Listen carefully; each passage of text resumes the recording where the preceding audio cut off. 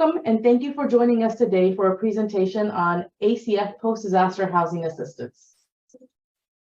Before we get started, we'd like to address a few housekeeping items. Click on Show Captions to activate the captions directly in Zoom. Everyone is muted on this call, but we want to hear from you. Using the chat feature, please enter your name and organization. Throughout the presentation, Arias Nuno from our office will be sharing links from the presentation into the chat for reference. Please submit any questions you may have in the Q&A feature. We have a full agenda today. After opening remarks, we will provide an overview of the Dear Colleague letter and fact sheet. Next, the panel will provide an overview of the programs. We will then facilitate Q&A, followed by closing remarks. I will now pass it over to our leadership for opening remarks. First is Natalie Grant, the Director of the Office of Human Services, Emergency Preparedness and Response.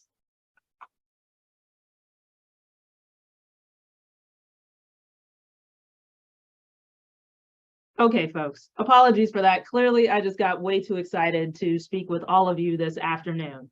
As indicated, my name is Natalie Grant. I'm the Director of OSEPR here at the Administration for Children and Families. As I indicated previously, this is September's Preparedness Month, and we're really excited to talk to you a little bit about a few resources that you might be able to bring to bear in support of disaster survivors, individuals, and households.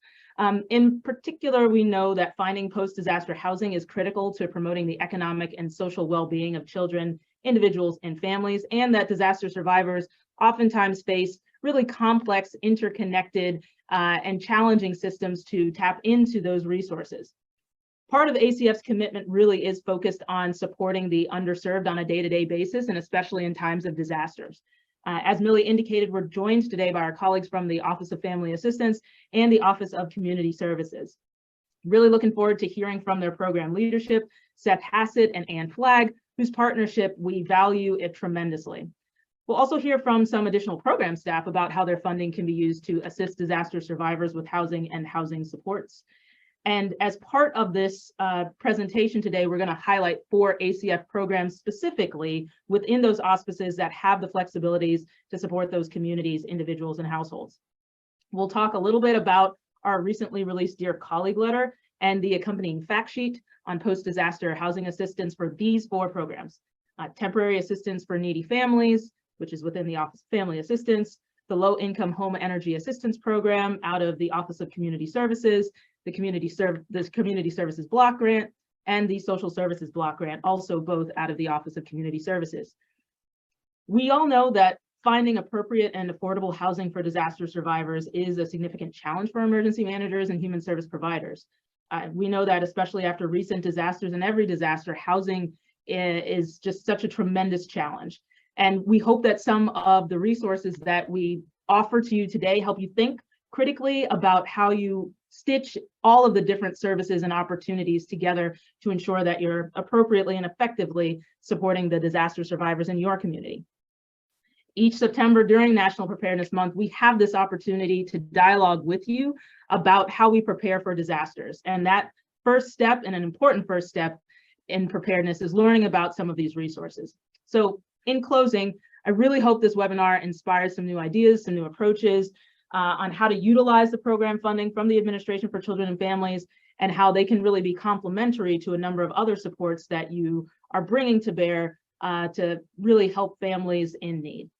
Thank you again, and I would now like to pass it on to my colleague from the Office of Community Services, Seth Hassett. Seth. Hello.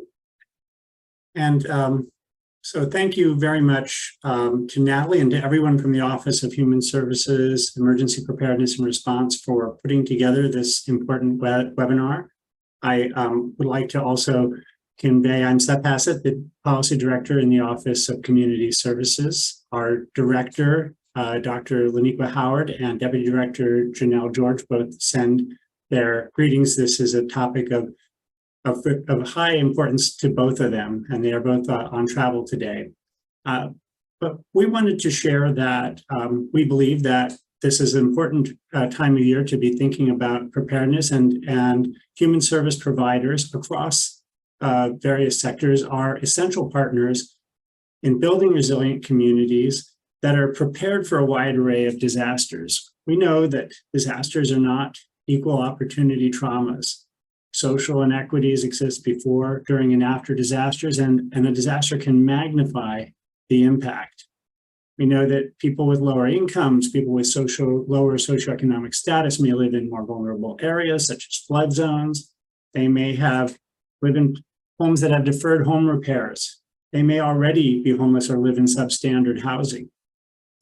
We also know they may not have the means to evacuate or to mitigate disaster impacts. They may be living in institutional settings, may have disabilities, or need additional supports during evacuation, sheltering, and recovery.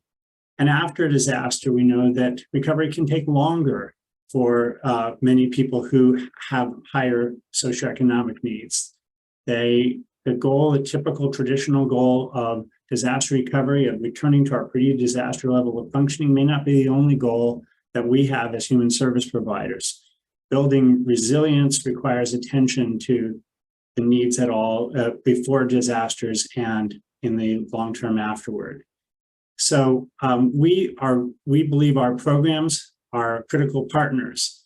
Today, you're going to hear from three major program leaders in three major program areas: the Social Services Block Grant, which is a flexible resource for state governments; the Community Services Block Grant, which is a community level resource, which supports a national network of community action agencies; and one program people don't always think of in the realm of disaster recovery and preparedness, the Low Income Home Energy Assistance Program, or LIHEAP, which has resources that can support temporary shelter or house individuals in other living situations after their homes have been damaged or destroyed.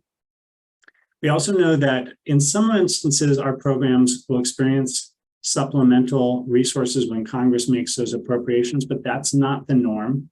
But our programs do have extensive flexibility to be adjusted. What was seen as the highest priority need before a disaster may not be the highest priority need in the aftermath, but it is important to plan for those flexibilities. What I wanted to share one more resource that is that OCS has established, which is our Disaster Flexibilities Hub. And this is a one-stop resource that shares a variety of information that can be helpful both in the planning and preparedness. I would like to highlight the next item on that hub, which is just, it's a way to find all of our providers across the country. We have over 1,000 administering agencies in CSBG, almost over 1,800 in LIHEAP. We have a low-income household water assistance program with a national network that overlaps extensively with that LIHEAP network. And we have the Social Services Network, which is state-driven, and we have contacts that you can receive on that hub. And the other thing I wanted to share from that website is that we have gathered all of our guidance across multiple programs. This is just one example where we have what flexibilities are available. And these are various guidance that have been issued in the past and current guidance that's out there in the field that can help guide in both in the planning and in the immediate aftermath of disasters. So we, again, thank you for being here. Thanks for your attention to this important issue. And now I think it's my job to hand off to Ann Flagg, who is going to be greeting from the Office of Family Assistance. Great, thank you, Seth. Thank you so much, everyone, for taking time to join this webinar today. As noted, I'm Ann Flagg. I'm the director for the Office of Family Assistance. As Natalie noted, for those of you less familiar, our office administers the Temporary Assistance for Needy Families program, or TANF. And we are so thrilled to be able to partner with our colleagues across ACF and under the leadership of OSEPR to provide additional guidance on how our programs together serve as tools for supporting communities throughout disaster response, recovery, and into resiliency building. And so our programs at ACF provide critical supports to families and communities really aimed at promoting economic stability, child and family safety, and all-around family well-being. We know that one of the most important tools we have within our programs are really flexible economic supports that meet the immediate needs of families and communities as they stabilize after a disaster, but also moving into a recovery and resiliency building frame. So our programs directly address ACF strategic goals around facilitating recovery from a range of crises and emergency situations. And we want to be sure that jurisdictions have the tools they need to respond to the crisis and are able to see pathways to use federal funds strategically, equitably, and efficiently. That's why it's so important for all of us to understand the flexibilities within ACF's block grant programs, so the programs that Seth identified. And this flexibility really offers a lot of options for jurisdictions to meet the specific needs of communities in a post-disaster environment. So while each of the programs, have their own rules and requirements, I think you'll hear today from our panelists, programs like TANF and those administered out of the Office of Community Services, LAHEAP, Community Services Block Grant, Social Services Block Grant, they all offer the flexibility to play a really important role in a jurisdiction's recovery, and especially in the vital area of post-disaster housing supports.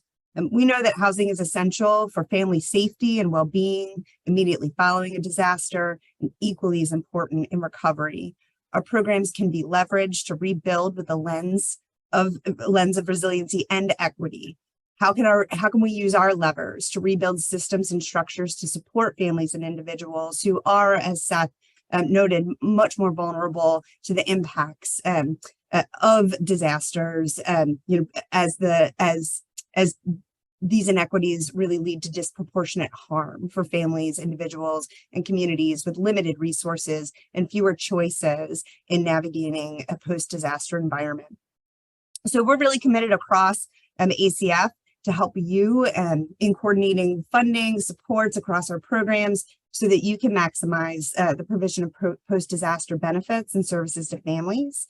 And we're really excited about this guidance. We hope that you find it very easy to navigate in identifying options to fund responses in your communities. And we hope that each of you finds it useful, easy to use, print it out, have it in a playbook, and certainly reach out to any of us here if you have additional questions or ideas on ways that we can further support your efforts in keeping communities and families safe. So with that, I'm just going to thank everybody for the time so we can learn and coordinate better together. I'm going to now pass it off to Bridget Miller.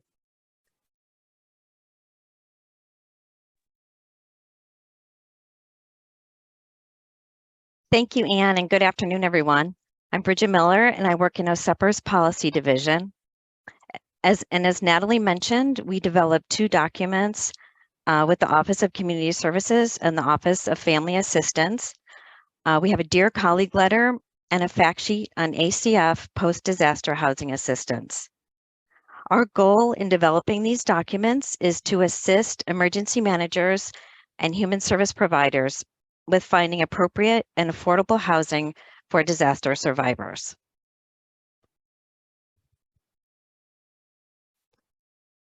The Dear Colleague letter, or DCL as we call it for short, is on the left side of the screen, and the one-page fact sheet is on the right. The fact sheet is a summary of the DCL, and it is also available in Spanish. Both documents focus on using the 4 ACF programs for post-disaster housing assistance: TANF, LAHEAP, CSBG, and SSBG. Both documents are on OSEPR's website, and links to them can be found in the chat.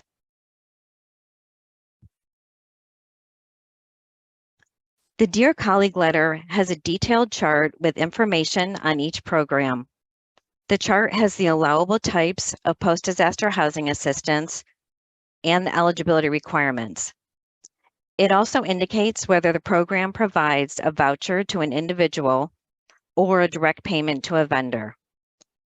The chart also has program contact information and links for more information. And in addition to the chart, the DCL also has frequently asked questions about using program funding for post-disaster housing.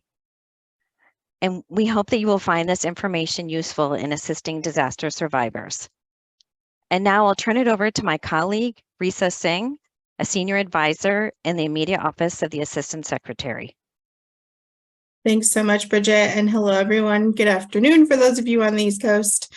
I'm going to guide us through the next portion of this, which is going to be our panel and our question and answer session. Our panel, you're going to hear from the various programs that have been highlighted in the DCL and the fact sheet. We hope to give you a bit more insight into each of the programs and the eligible uses.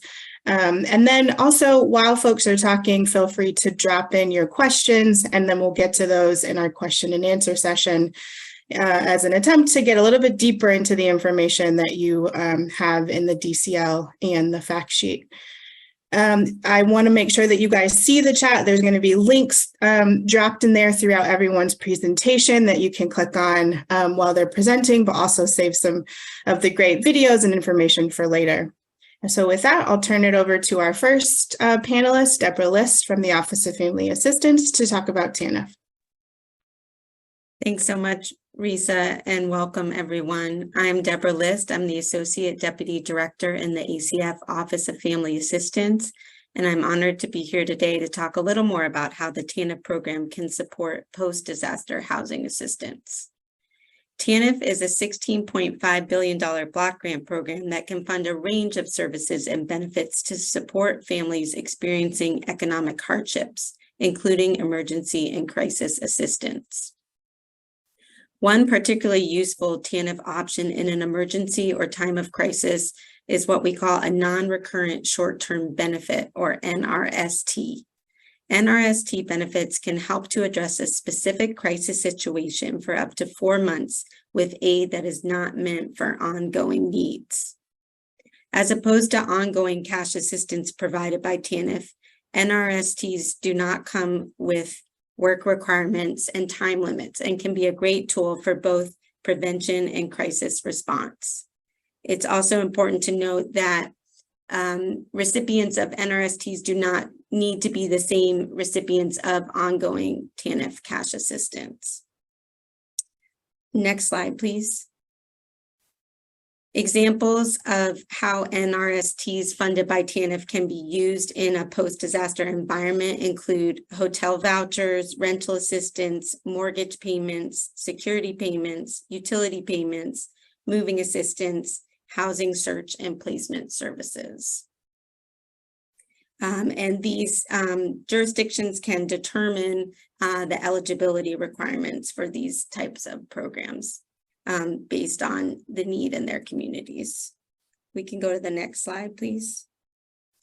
This is just as noted in the Dear Colleague letter. There's a number of previous guidance documents and reports available on our website and linked here in the chat and in the Dear Colleague letter, where you can go to find more information about how TANF can be used for housing supports.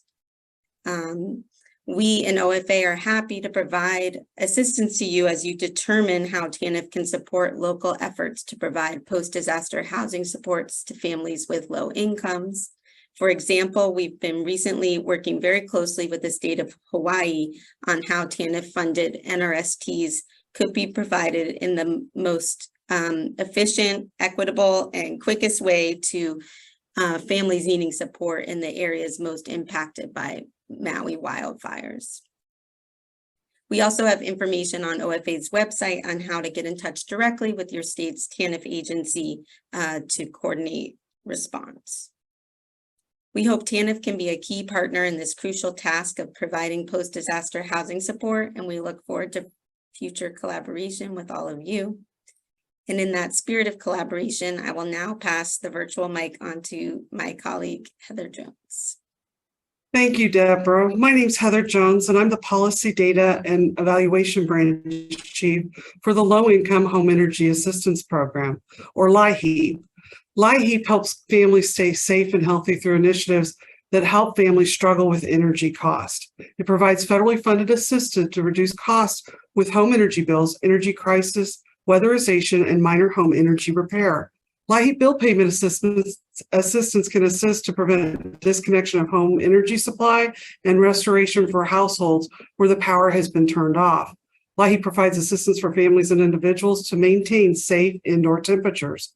We have provided, it's a block grant that allocates funds to 206 grant recipients, including all 50 states, District of Columbia, 150 tribes, and 5 territories. LIHEAP provided assistance to over 6 million households in federal fiscal year 2022. Next slide, please. So how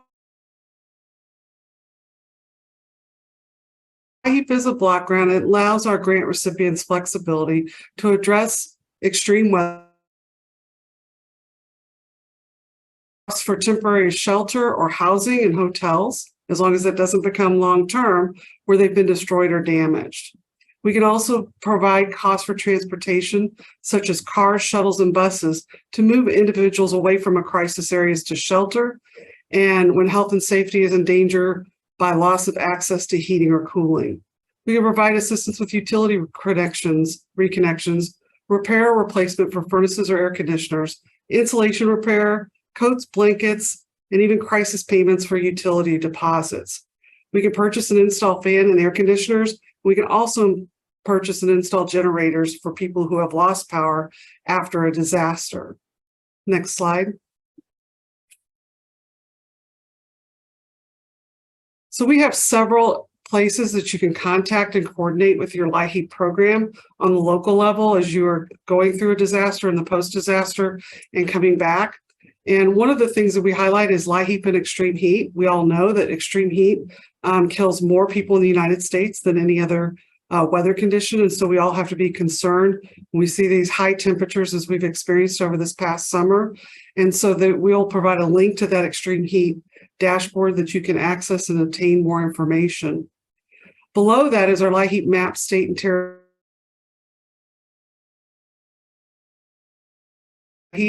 And all you need to do is click on each state and you will get the state contact information, including their web on your state, tribe, or territory website. The final thing I would like to say is, and I can't say it enough, is if you have a customer in need, if you have someone who's coming to you in need, whether it's during a disaster, after a disaster, or they're just really struggling, we always direct them to our LIHEAP clearinghouse. This email is very easy to remember. It's energyhelp.us. It will bring you to the screen that you see on the right-hand side, and it'll ask you if they need to pay, if they need help paying with their utility bills. And if they qualify, they can do a pre-assessment to see if they're eligible in the area that they live in and if they can apply for services. They can also call our 1-800 number, email, or even search for an individual office in their county that they can go and apply for LIHEAP services. So if I leave nothing else with anyone, if you have a customer in need, if you need to reach out and contact someone, please have them contact energyhelp.us. I thank you for the opportunity to talk about LIHEAP, and please don't hesitate to contact our office if you have additional questions or need additional information. And I will now turn it over to my partner in the Community Services Block Grant, Minette Galilano. Good afternoon. My name is Minette Galindo, and I have the pleasure of serving as the Policy Data and Evaluation Branch Chief within the Division of Community Assistance within OCS, where we administer the Community Services Block Grant, and I'm excited to share how CSBG can be leveraged to support post-disaster housing. Next slide, please.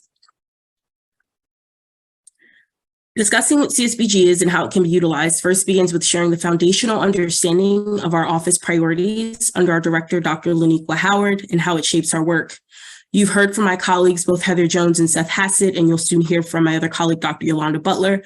The OCS priorities focus on administering high-quality programs, lifting up voices from the field to enhance our national programming, and implementing those cross-cutting initiatives like the OCS Disaster Hub that you heard about earlier, and amplifying connections to the administration. Next slide, please. The CSBG mission is to aid states and local communities working through a network of eligible entities in the reduction of poverty, the revitalization of low-income communities, and the empowerment of low-income families and individuals in both rural and urban areas to become fully self-sufficient. Next slide, please. Put another way, these goals are done through a block grant structure, which fosters incredible flexibility for state and local partners. And this flexibility is often critical for issues like disaster relief, where you need the resources often immediately, and it needs to be targeted to a specific need. Leveraging the flexibility of the block grant within the legislative requirements is often the perfect solution to addressing post-disaster needs. Next slide, please. So CSBG is carried out across what we call the CSBG network. It begins with the federal office, OCS DCA is the grantor, and we provide funding to 53 states and territories. This includes the District of Columbia, Puerto Rico, and American Samoa, 66 tribes. And then these lead agencies then fund over 1,000 eligible entities across the nation that service 99% of the counties in the United States. These eligible entities are often referred to as community action agencies and also include migrant and seasonal farm worker organizations and other organizations designated by states. These community action agencies or eligible entities then mobilize the funding to provide direct support services. Parallel to this work, we work alongside a cadre of training and technical assistance partner that support each facet of the network. Next slide, please. As a funding snapshot, in fiscal year 2023, OCS received $770 million in appropriations that went on to fund these 53 states and territories, 66 tribes, and that funding went off to over 1,000 community action agencies that serve approximately over 9 million people each year. Next slide, please. Now that we've walked through an overview of OCS and CSBG, presenting a few videos here that demonstrate how CSBG mobilizes the resources at the local level to reach those most in need and truly address the causes and conditions of poverty, even within the landscape of post-disaster relief. The first video demonstrates how the resources flow. The second video demonstrates how there was a catalyst in the community, COVID-19, and because of the flexibility of the Community Services Block Grant, and the work of community action, the resources were made available to address an immediate need for housing and its impact in Utah. Next slide, please. These next two videos that are presented on this slide show how the spirit of mobilizing community action has been applied throughout different geographical locations across the country. And while some of these stories are birthed out of CSBG disaster funding, you can see specifically how community action and the spirit of community action within the Community Services Block Grant has the ability to quickly provide housing resources to those most in need in times when it matters most. Examples of this include natural disaster response and assistance, emergency temporary housing, cash assistance, rental assistance, and also disaster preparation planning. Under the Community Services Block Grant Information Memorandum, or IM 154, which is also included in the DCL shared earlier by colleagues in OSEPR, states and local agencies facing disaster can leverage the resources under these flexibilities and waivers. Next slide, please. The disaster flexibilities and waivers that's listed in the first bullet provide suggestions for state agencies and eligible entities to help respectively facilitate and coordinate recovery efforts from disaster. Recognizing that often getting the services directly to the people can present some administrative challenges, this outlines methods within the statute that state and local agencies can leverage for flexibility and the waivers to get the resources to those most in need in a timely manner when a disaster strikes. It also includes resources that address the secondary and tertiary aftermath that reverberates throughout communities related to disaster, such as community mental health resources.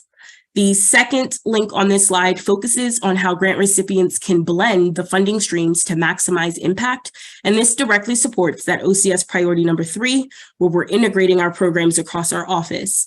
It provides practical resources for the implementation of mitigating these issues that impact communities across the country. Also included are the storm and power outages flexibility, which often happens within a disaster, as well as mortgage payment assistance. Next slide, please. The key takeaway here is, well, how do we integrate CSBG or leverage the flexibility of CSBG dollars and the spirit of community action in times of a disaster? The first touch point is partnership. identifying the state lead agencies, and then identifying the local eligible entities and community action agencies that administer CSBG are paramount. My colleague Seth Hassett shared the OCS Disaster Flexibilities Hub, which provides a snapshot of this information across all of our major programs. Keeping active and routine partnership and discussion with these members of the CSBG network provide a direct lifeline when a community has to mobilize to rally around folks that are experiencing post-disaster needs. The 2 points in the last 2 bullets provide also a directory from some of our technical assistance partners on who the state lead agencies are, and also some of these community action agencies that are providing direct services. Next slide, please. Finally, remaining engaged at the federal level, here you see our entire leadership team within the Division of Community Assistance, where we administer CSBG, and ways to contact us. I'll now turn it over to my colleague, Dr. Yolanda Butler, to provide an overview of the Social Services Block Grant. Dr. Butler? Yes, hello, thank you. Thank you, Manette, for that introduction. Today, we're going to talk about the Social Services Block Grant here. When natural disasters occur, funding from the Social Services Block Grant may be used to assist states and territories with emergency assistance needs. Next slide, please. The Social Services Block Grant is a federal grant program that provides funding to assist states in flexibly supporting a range of services to children and families for economic independence and stability, for services to older adults, services to persons with disabilities, and to support at-risk adolescents and young adults. Next slide, please. SSBG is a flexible funding source that allows states and territories to tailor social services programming to the population's needs within the states or territories. Some 29 service areas are specified in law and defined by the U.S. Department of Health and Human Services. And SSBG awards grants to funds: the District of Columbia, the Commonwealth of Puerto Rico, and the territories of Guam, American Samoa, the U.S. Virgin Islands, and the Northern Mariana Islands. Children, adults, and older adults are individuals who are served with SSBG funds. Next slide, please. So what does tailor social service funding programming mean? Well, states may need additional resources to respond to increases in demand for a particular service area, such as in the event of an emergency. So SSBG is not a static grant with funds irretrievably linked to one particular service area or group of individuals. So this means that the Social Services Block Grant may be used to deal with crisis situations, particularly for social services needs resulting from natural disaster or related emergencies. Many of those areas are identified in the SSBG uniform definitions of services, but examples may include housing services, independent or transitional living services, case management services, or counseling services.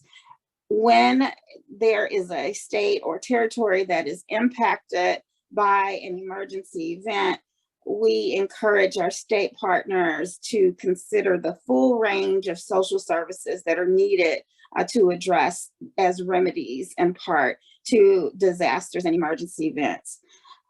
Housing services, one of the areas where individuals may be in a need in the immediate aftermath and even long-term after a disaster, may include locating or obtaining suitable housing, temporary housing in emergency situations, including temporary hoteling, tenant counseling, identifying and correcting substandard housing conditions, particularly in the aftermath of an emergency, assistance with understanding and even obtaining a lease, if there is help needed with utilities, help with moving arrangements, as well as minor renovations to be made to houses that may be impacted. And in some cases, we are able to provide waivers at the federal level for additional costs that may be prohibited, generally speaking, but in the event of a disaster may engender reconsideration, such as construction costs for repairing a home and health care. Next slide, please. So please do not hesitate to reach out to us at the federal level or to review how SSBG may be used, including to respond to emergencies. We at the federal level are always available to support, but in some cases, federal, state, local organizations may be directed to the authorized contacts at the state level who can support local purveyors in administering disaster resources and better provide information on how to tap into the state's award from the federal agency and to discuss coordination of the services comprehensively that would be needed. State officials who want to know more about the flexibility with the Social Services Block Grant, please reach out to the federal office as well. We are always available to support the federal and state colleagues in ensuring that we are able to provide services for the whole family, whole individual. We often know that individuals who are in need of care, particularly in the aftermath of an emergency and a natural disaster, those individuals will have a need that is broad, and it's not necessarily parsed into our individual program areas. And so with the Social Services Block Grant, we have an opportunity to be able to provide a unique safety net for individuals impacted. And so we encourage you to reach out. Next slide.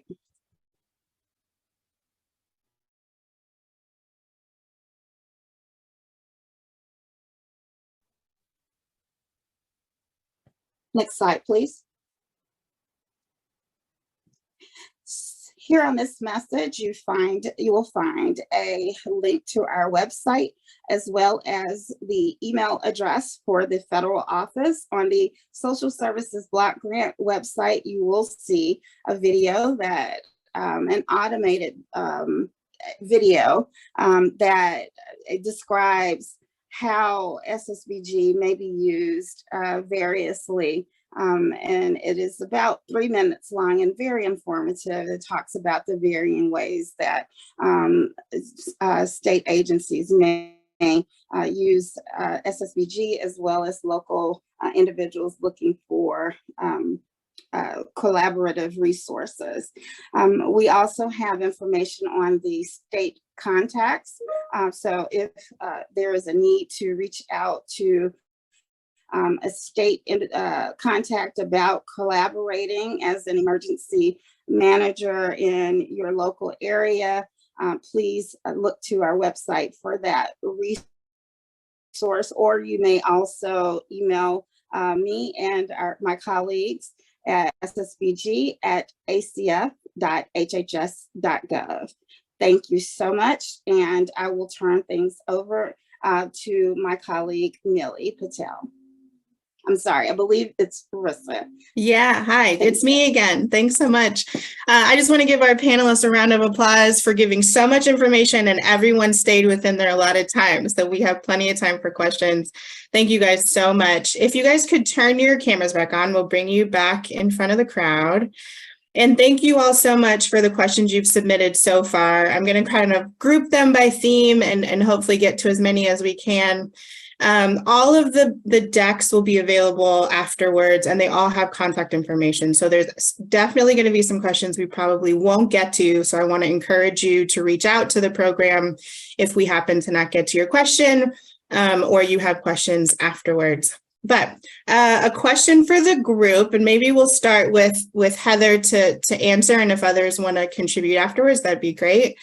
But if you could speak to whether or not the programs that you guys were talking about require some sort of state declaration or a declaration of a declared disaster in order for them to be used. Really good question. When it comes to the low-income home energy assistance program, because it's a block grant, that's where we talk about our flexibilities.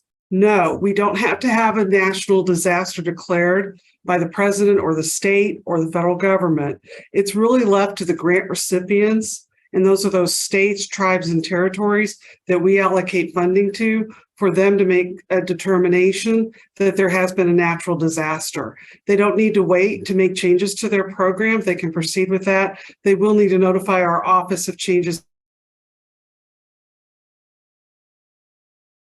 of what's going on, how we can support them in their roles. So no, it's really up to them. Declare disaster, they can do that, and it does not require fee.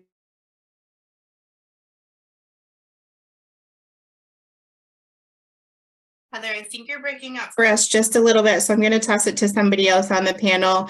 Wanted to make sure that all programs had a chance to weigh in if that was the same or different for the programs that you spoke about. Yeah, I can speak for Great. TANF.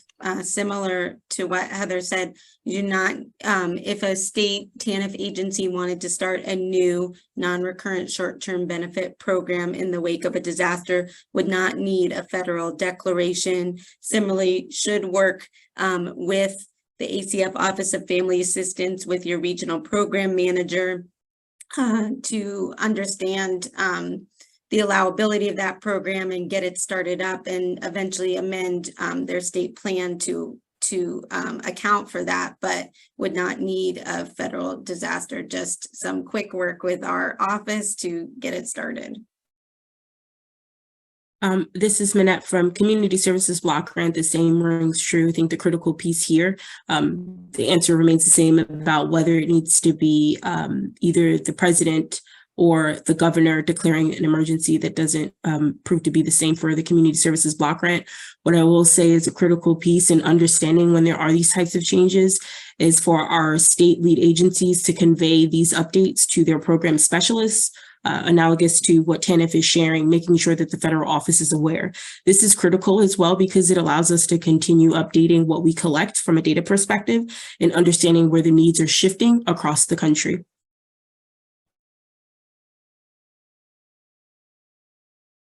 Hello, this is Yolanda Butler from the Social Services Block Grant. The answer is the same for the Social Services Block Grant as well. There's not a need for the declaration of a federal natural disaster or the like. If the state determines there's a need to address a local emergency, then that is acceptable for the federal office. And then in the case of they need to make adjustments to the state's plan for regular use of funds, that too is something that should to provide a heads up to the federal office that there's this need. We will support the state and the collaborators to make sure that we can foster as broadly as possible a use of those funds. Thank you. Great, thank you, everyone. Our next question is also to the whole panel, and then we'll start to dig a little bit into each of the programs. But can you guys speak to who you might be targeting with these types of programs and these flexibilities? Is this for everyone? Is it just for families? Is it particularly for youth? We'd love your thoughts on, again, who these services for, and if you have any thoughts on who you might be targeting.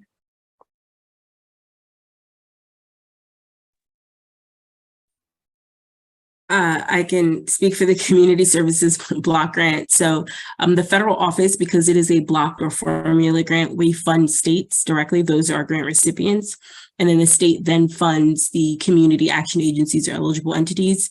And within our statute, there are specific regulations on how one would be an eligible entity or community action agency. But our funding goes to the state. So if one is looking to partner to say, hey, I'd like to leverage what CSBG has to offer to get services out within my local jurisdiction, your first line of contact would likely be your state lead agency. And the slide deck includes a link to how you can get that, both in the OCS Disaster Flexibilities Hub that Seth shared, as well as in the links to some of our national partners that provide services to the states. And if you're looking for, okay, at an individual level, who do I go to? You know, the roof blew off my house and I need to get services. I need to get my family somewhere safe. Looking for your local community action agency, which is either you can find that on the Flexibilities Disaster Hub or in the link that's on the slides in the last section of CSBG. If you're individual, we would say go directly to your local community action agency. If you are a larger organization looking to partner and create a routine relationship, working directly with your state lead agency would be the best point of contact, because that's kind of the structure of CSBG. It's our state and our locals. Similarly, the TANF funds go from federal to state, and for the most part, states can determine eligibility guidelines for programs, as in who may be eligible, but there are certain requirements on the allowability of funds from our statute. They have to meet one of the 4 purposes of the TANF program, and most specifically, and I had seen this question in the chat, it does have to be for a family with a minor child, or in some cases, a pregnant woman for TANF funds.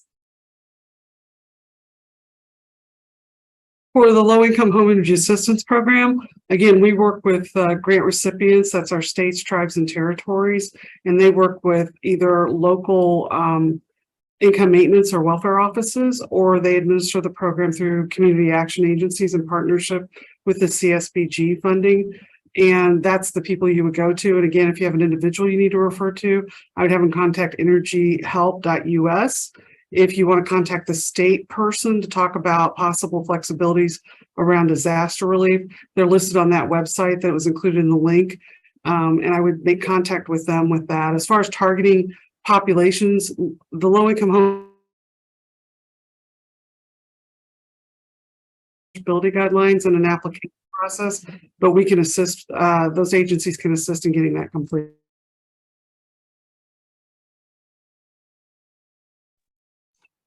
And this is for the social services block grant. My picture or my photo is not coming up, so I'm sorry, Heather, what the photo is on you right now, but she's an ample, beautiful representation of me. So as a partner in the Office of Community Services, with the social services block grant, the grants go to the state also. The state varies in its use of local organizations and the provision of the varying services that are supported with the social services block grant. The target populations vary. The state determines the individuals who are eligible, with a small exception for resources transferred from another grant. By and large, SSBG supports children adults and older adults. Within those categories include individuals with disabilities. And so it depends on the particular service area provided as to the service limitation area, but there is no federal limitation on the population served. It really varies by state. As such, we would recommend that you take a look at our website and contact the state provider, as well as we can facilitate that connection as needed. Thanks. Thank you all. I'm going to toss it over to Deborah for this next question. And then after Deborah goes, if others want to weigh in, that'd be great. The general question is around whether or not you have to be a current social service recipient in order to benefit from these programs. So I'd love if you could touch on that a little bit. And if you could let us know that non-recurrent short-term benefit, essentially, like, how does that start? So if you could touch on that. And then I know the question about whether or not people are eligible if they weren't previously social service recipients is a good question for everyone. So after you, others feel free to weigh in on that. Great, thanks, Risa. Yeah, so if a TANF agency would want to start up a non-recurrent short-term benefit program that hasn't been in existence before, especially after a disaster, again, could work directly with our Office of Family Assistance, our regional program manager, to let us know about the new program that the TANF agency would want to get going, and we would just, help make sure that can happen in the most efficient way. So can really just start up that process through our normal channels of connecting with the federal agency. But and the folks that can benefit from that do not have to be current social service recipients. They do not have to be TANF cash assistance recipients or other recipients of a current TANF funded benefit. They can be other families experiencing an economic hardship following the disaster.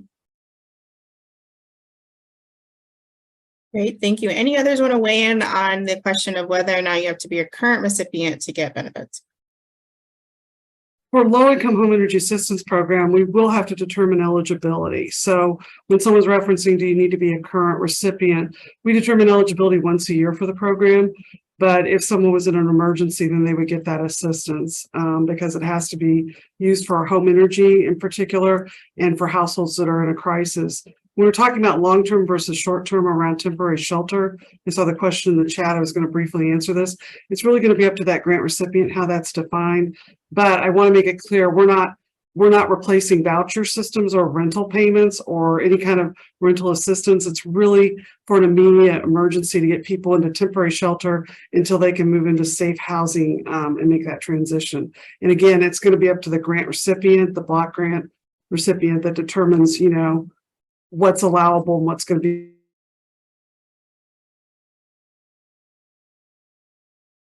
I feel like we always lose Heather right when she's about to say something really great, but thank you so much, Heather. If you haven't seen it already, there is a survey in the chat that we'd like you to take a look at and click on. We're going to do one more quick question, then we're going to toss it to Jennifer Knisher, who will close this out. So really quickly, Annette and Dr. Butler, we had a question about the difference between CSBG and SSBG, and I know we're throwing around a lot of letters and programs. So if you could give us like a top line, 30-second, how do we know the difference between the two and who we should go to learn more? That would be fantastic. Sure. This is a frequently asked question that is not only for individuals who don't have a familiarity with our programs at the local level, but even folks who work within the offices often ask the question. One of the principal differences with the social services block grant and the community services block grant involves the mode of proliferation or provision of services to local agencies or individuals in local communities. The Community Services Block Grant has the structure of using community action agencies, which involves, and I will defer to my colleague Manette to answer that question in full, but effectively a local needs assessment for provision of services to individuals, meaning that within each state, each local community receives services tailored to that community. In the Social Services Block Grant, it's statewide grant, and the state does not have a network similar to the community action agencies that it uses to provide services to the state or territory writ large. The state has varying modes where services are provided, whether that's through a local organization, government organization, the state providing direct services itself, or through a partnership with an organization like a community action agency. So it varies. Okay. Thank you so much.